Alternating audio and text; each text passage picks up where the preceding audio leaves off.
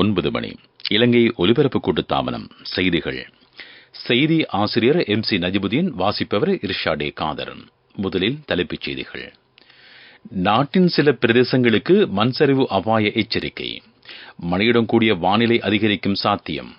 T20 உலகக்கிண்ண cricket சுற்றுத் தொடரில் பங்கேற்கும் இலங்கை அணிக்கும் ஜனாதிபதிக்கும் இடையில் சந்திப்பு. ஜனாதிபதி தேர்தலை நடத்துவதில் நிதி பிரச்சினை ஏற்படாது என்கிறார் அமைச்சர் சுஷில் பிரேமஜயந்த. இலங்கைக்கும் அமெரிக்காவுக்கும் இடையில் இருதரப்பு உறவுகளை வலுப்படுத்த நடவடிக்கை. தோட்ட தொழிலாளர்களின் சம்பள அதிகரிப்பிற்கு எதிராக கம்பெனிகள் நீதிமன்ற நடவடிக்கை மேற்கொள்ளும் பட்சத்தில் அதனை எதிர்கொள்ள தயார் என அமைச்சர் ஜீவன் தொண்டமான் தெரிவிப்பு. இந்திய பொதுத் தேர்தலின் 4வது கட்ட வாக்குப்பதிவு இன்று. அவை தலைப்புச் செய்திகள். இனி விரிவான செய்திகள். தேசிய கட்டட ஆராய்ச்சி நிர்வாகம் நாட்டின் 5 மாவட்டங்களுக்கு மண்சரிவு அபாய எச்சரிக்கை விடுத்துள்ளது. பதுளை மாவட்டத்தின் எல்ல, ஹப்புத்தலை, ஹல்துமுல்ல, ஹாலியல, கண்டி மாவட்டத்தின் உடப்பலாத்த, யட்டினுவர ஆகிய பிரதேச செயல பகுதிகளுக்கு மண்சரிவு எச்சரிக்கை விடுக்கப்பட்டிருக்கிறது. கேகாலே மாவட்டத்தின் மாவனல்லை, வரக்காபுல, தெஹியோவிட்ட, கலிகமுவ, கேகாலே ஆகிய பிரதேச செயலங்களுக்கும், குருநாகல் மாவட்டத்தின் மாவதகம பிரதேச செயல பகுதிக்கும், ரத்தினபுரி மாவட்டத்தின் பலாங்குட, இம்புல்பே, ரத்தினபுரி, கலவான ஆகிய பிரதேச செயல பிரிவுகளுக்கு மண்சரிவு அபாய எச்சரிக்கை விடுக்கப்பட்டிருக்கிறது. இன்று மாலை 4:15க்கு விடுக்கப்பட்ட எச்சரிக்கை நாளை மாலை 4:15 வரை அமலில் இருக்கும். இதேவேளை இலங்கை சூழவுள்ள கீழ் வளிமண்டலத்தில் தளம்பல் ஏற்பட்டிருப்பதனால் நாட்டில் மழையுடன் கூடிய காலநிலை எதிர்பார்க்கப்படுவதாக வளிமண்டலவியல் திணைக்களம் தெரிவித்துள்ளது. பலத்த மழை பற்றிய எச்சரிக்கையும் திணைக்களம் விடுத்துள்ளது. மத்திய சப்ரகமு, ஊவா மாகாணங்களிலும் காலி, மாத்தறை, களுத்துறை மாவட்டங்களிலும் பலத்த மழை பெய்யக்கூடும். T20 உலகக்கிண்ண கிரிக்கெட் சுற்றுத் தொடரில் பங்கேற்கும் இலங்கை அணி இன்று பிற்பகல் ஜனாதிபதி ரணில் விக்ரமசிங்கவை சந்தித்தது. ஜனாதிபதி அலுவலகத்தில் இந்த சந்திப்பு இடம்பெற்றது. வனிந்து ஹசரங்க தலைமையிலான இந்த அணி வீரர்களுக்கு ஜனாதிபதி வாழ்த்து தெரிவித்தார். இதேவேளை இலங்கையில் நடைபெற்ற 1வது பிரிவு ஆசிய ரக்பி சாம்பியன்ஷிப் போட்டியில் வெற்றி பெற்ற இலங்கை ரக்பி அணியும் ஜனாதிபதியை இன்று சந்தித்தது. பல வருடங்களின் பின்னர் ரக்பி விளையாட்டில் கிடைத்த இந்த வெற்றியீட்டு நாடு பெருமையடைவதாக ஜனாதிபதி கூறினார். அமைச்சர் ஹரின் பெர்னாண்டோ, ராஜாங்க அமைச்சர் அருந்தேக பெர்னாண்டோ, ஜனாதிபதியின் சிரேஷ்ட ஆலோசகரும் ஜனாதிபதி பணிக்குழாத்தின் பிரதானியுமான சாக்கல ரத்நாக் ஆகியோரும் இந்த சந்திப்பில் கலந்து கொண்டனர். அரசியலமைப்பு மற்றும் ஜனாதிபதி தேர்தல் பற்றிய சட்டத்தில் குறிப்பிடப்பட்டிருப்பது போன்று உரிய காலப்பகுதியில் ஜனாதிபதி தேர்தல் நடைபெறும் என்று அமைச்சர் கலாநிதி சுஷில் பிரேமஜயந்த தெரிவித்துள்ளார். இது அரசாங்கம் அவசரமாக மேற்கொண்ட தீர்மானம் இல்லை. வரவு செலவு திட்டத்தின் ஊடாக தேர்தலுக்கான நிதி ஒதுக்கீடு மேற்கொள்ளப்பட்டுள்ளது. ஜனாதிபதி தேர்தல் நடத்துவதில் நிதிப்பிரச்சி ஏற்படாது என்றும் அமைச்சர் சுட்டிக்காட்டினார். தென் மற்றும் மத்திய ஆசிய பிராந்தியத்திற்கான ஐக்கிய அமெரிக்காவின் உதவிச் செயலாளர் டொனால்ட் லூவிற்கும் வெளிவிவகார அமைச்சின் செயலாளர் அருணி விஜயவர்த்தனவுக்கும் இடையிலான சந்திப்பு இன்று நடைபெற்றது. வெளிவிவகார அமைச்சில் இந்த சந்திப்பு இடம்பெற்றது. இலங்கையின் பொருளாதார அடைவுகள் பற்றி இதன்போது ஆராயப்பட்டது. இலங்கைக்கும் ஐக்கிய அமெரிக்காவுக்கும் இடையிலான இருதரப்பு உறவை மேலும் வலுப்படுத்துவதற்கான நடவடிக்கைகள் பற்றியும் கவனம் செலுத்தப்பட்டது. சமுத்திர பாதுகாப்பு, சமுத்திரம் சார் வர்த்தக நடவடிக்கை உள்ளிட்ட விடயங்கள் பற்றியும் இந்த சந்திப்பின் போது பேச்சுவார்த்தை நடத்தப்பட்டது. இலங்கையின் விரிவான பொருளாதார மறுசீரமைப்பிற்கு தொடர்ந்து ஒத்துழைப்பு வழங்கப்படும் என்று தென் மற்றும் மத்திய ஆசிய பிராந்தியத்திற்கான ஐக்கிய அமெரிக்காவின் உதவிச் செயலாளர் குறிப்பிட்டார். நீங்கள் கேட்டுக்கொண்டிருப்பது இலங்கை ஒலிபரப்பு கூட்டுத்தாபனத்தின் செய்திகள்.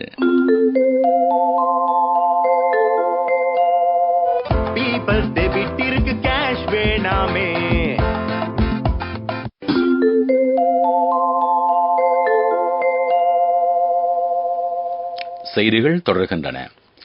இந்தியாவின் நாகப்பட்டினத்திற்கும் காங்கேசன்துறைக்கும் இடையிலான பயணிகள் போக்குவரத்து படகுச் சேவை எதிர்வரும் 17ஆம் தேதி வரை பிற்போடப்பட்டிருப்பதாக இலங்கைக்கான இந்திய உயர்ஸ்தானிகர் அலுவலகம் தெரிவித்துள்ளது. இந்த படகுச் சேவை இன்று ஆரம்பிக்கப்பட இருந்தது. இவ்வாறான நிலையிலே இந்த சேவை பிற்போடப்பட்டுள்ளது. இலங்கை அரசாங்கத்தின் ஆலோசனையின் பிரகாரம் தெரிவு செய்யப்பட்ட தனியார் நிறுவனத்தின் ஊடாக இந்த சேவை முன்னெடுக்கப்படும். தோட்ட தொழிலாளர்களின் சம்பளத்தை அதிகரிப்பதற்கு அரசாங்கம் மேற்கொண்டிருக்கும் தீர்மானத்திற்கு எதிராக தோட்ட கம்பெனிகள் நீதிமன்ற நடவடிக்கை மேற்கொள்ளும் பட்சத்தில் அதனை எதிர்கொள்வதற்கு தயார் என்று அமைச்சர் ஜீவன் தொண்டமான் தெரிவித்துள்ளார். ஜனாதிபதி ஊடக மத்திய நிலையத்தில் இன்று இடம்பெற்ற ஊடகவியலாளர் சந்திப்பின் போது அவர் இந்த விடயத்தை தெரிவித்தார். பேங்க் டெபிட் கார்டு இருக்கும்போது இப்போ கையில கேஷ் வச்சுக்க தேவையில்லை. எல்லா பேமெண்ட்டுக்கும் ஸ்வைப் பண்ணுங்க, டேப் பண்ணுங்க.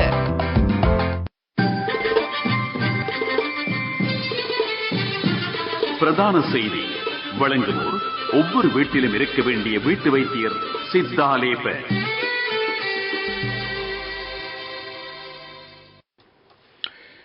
டிஜிகோன் 2023 வேலைத்திட்டத்திற்கு சமாந்தரமாக நடைபெறும் டிஜிகோன் உலகளாவிய முதலீட்டு மாநாடு எதிர்வரும் ஜூன் மாதம் 25ஆம் தேதி கொழும்பில் நடைபெறவுள்ளது. ஜனாதிபதி ரணில் விக்ரமசிங்க பிரதம அதிரக மாநாட்டில் பங்கேற்பார். இலங்கையில் டிஜிட்டல் பொருளாதாரத்தை ஏற்படுத்துவதற்கு அமல்படுத்தப்பட்டிருக்கும் டிஜிகோன் வேலைத்திட்டத்தை மேலும் விரிவுபடுத்துவது இந்த மாநாட்டின் நோக்கமாகும். இதன் மூலம் இலங்கையின் பொருளாதார செயற்பாடுகளை சர்வதேச ரீதியில் பிரபல்யப்படுத்துவதற்கு எதிர்பார்ப்பதாக ராஜாங்க அமைச்சர் கனகஹேர தெரிவித்துள்ளார். கொழும்பில் நடைபெற்ற ஊடகவியலாளர் சந்திப்பின் போது அவர் இந்த விடயத்தை கூறினார். பிரதான செய்தி வழங்கியோர் ஒவ்வொரு வீட்டிலும் இருக்க வேண்டிய வீட்டு வைத்தியர் சித்தாலேப. உங்கள் கவனத்திற்கு பல்வேறு தொழில்துறைகளிலும் ஈடுபட்டிருப்பவர்களுக்கு அது பற்றிய திறன் அறிவை மேம்படுத்துவதற்கான வேலைத்திட்டம் முன்னெடுக்கப்பட உள்ளது. இதன்படி குறித்த தொழில்துறைகளில் ஈடுபட்டிருப்பவர்களுக்கு NVQ சான்றிதழ் வழங்கப்படும். முதற்கட்டத்தில் கம்பஹா மாவட்டத்தில் இந்த வேலைத்திட்டம் அமல்படுத்தப்பட உள்ளது. உலகச் செய்திகள்.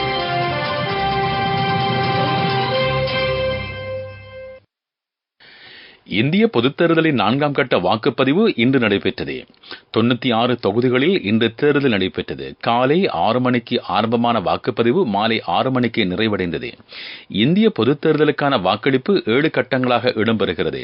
இதன்படி கடந்த மாதம் 19ஆம் தேதி முதல் கட்ட வாக்குப்பதிவு இடம்பெற்றது. கடந்த 26ஆம் தேதி 2ஆம் கட்டமும் கடந்த 7ஆம் தேதி 3ஆம் கட்ட வாக்குப்பதிவும் நடைபெற்றன.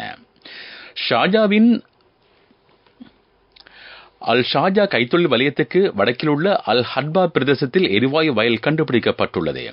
ஷாஜாவின் தேசிய எண்ணெய் கூட்டுத்தாபனம் கடந்த சில மாதங்களாக மேற்கொண்ட ஆய்வின் பின்னர் இந்த எரிவாயு வயல் கண்டுபிடிக்கப்பட்டுள்ளது. அபிவிருத்தி செய்திகள்.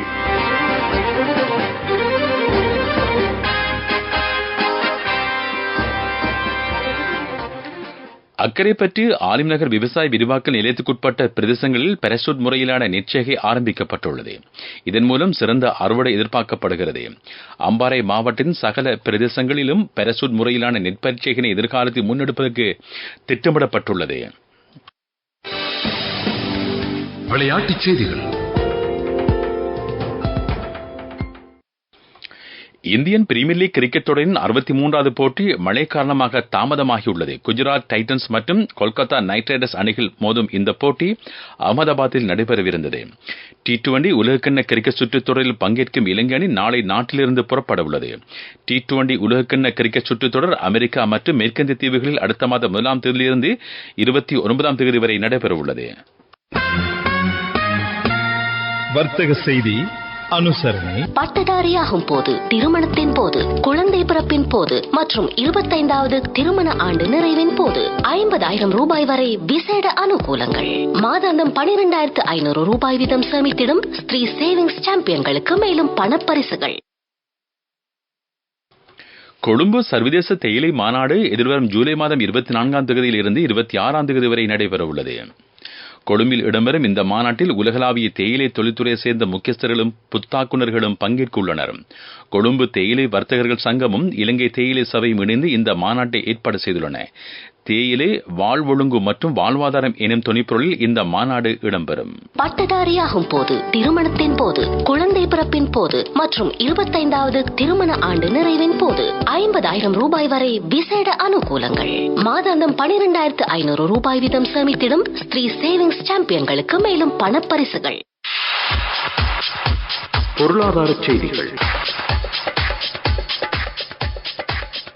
நாட்டின் தனிநபர் மொத்த தேசிய உற்பத்தி கடந்த ஆண்டில் 12,53,785 அமெரிக்க டாலர் வரை அதிகரித்துள்ளது. 2022ஆம் ஆண்டில் இது 10,84,882 அமெரிக்க டாலர்களாக பதிவு செய்யப்பட்டிருந்தது.